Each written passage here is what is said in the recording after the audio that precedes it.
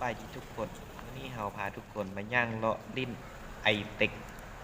ว่าข้างในนั้นมีอย่างแดกไปเลาะลิ้นเลาะเปิงเลาะสมนำกันเลย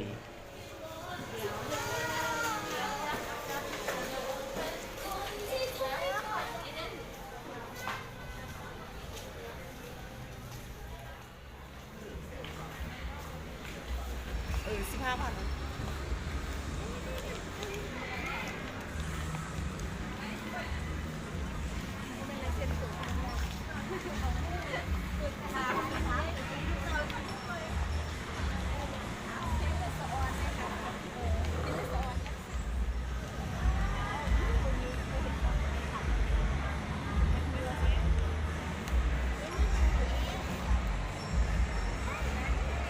นี่ลดราคา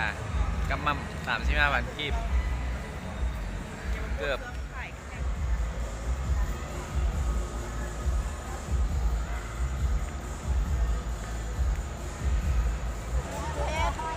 ผู้สาวมาซื้อเพชรซื้อพลอยเป็นไงรู้สึกเนี่ยมาเล่นในเต็กคักบ่คักม่วนบ่ม่วนหลายเนาะ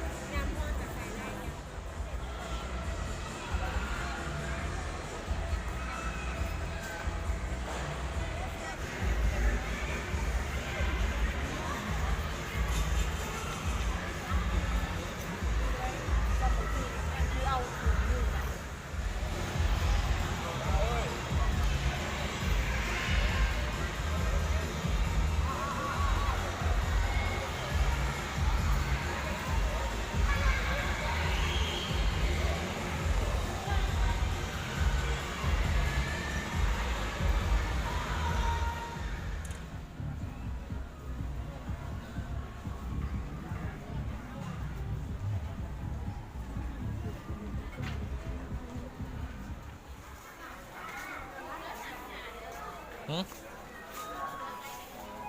มุง353,000เลยเป็น58 63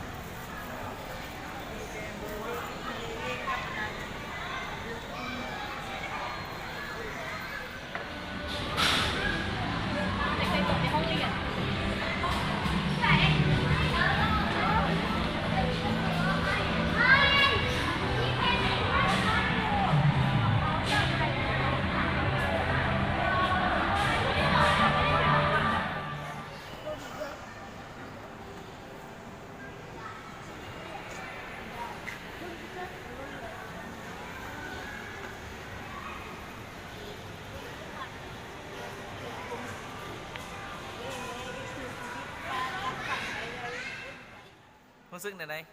ขึ้นกันไดเลื่อนหัวใจวายเลย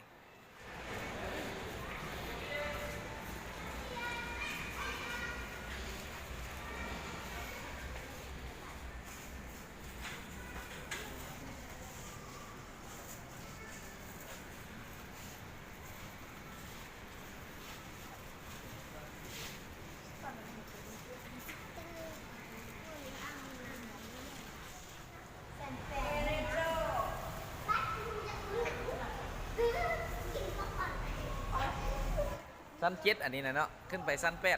8ตอนนี้กำลังสิขึ้นไปชั้น8ชั้นเบิ่งหนังเนาะมูวี่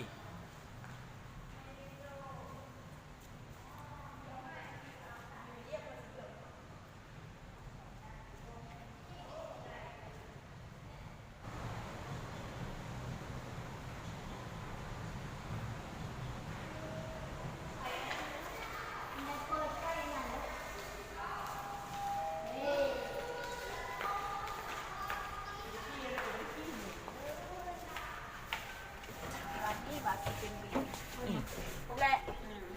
ครบเลยมาเจ็ดคนจะได้สันเด้อสันเด้อยี่เลย กี่ลิตร เจ็ดซับนะ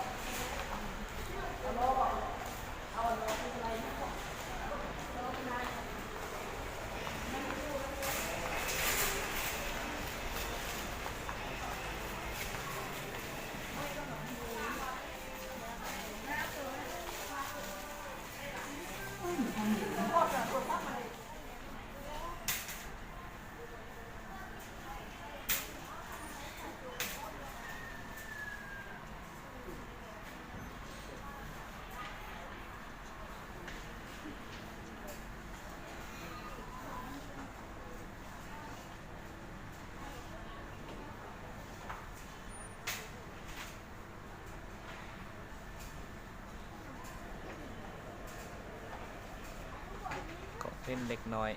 มีแต่อันงาม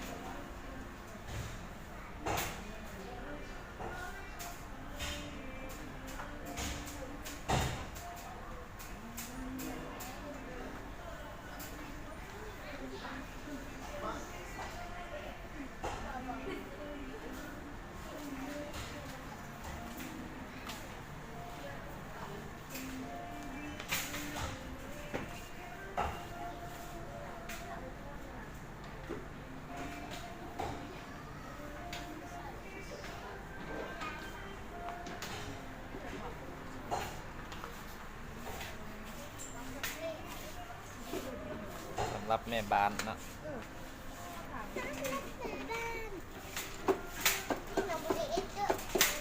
เอามารีวิวนะรีวิวไหมอันถูกพื้น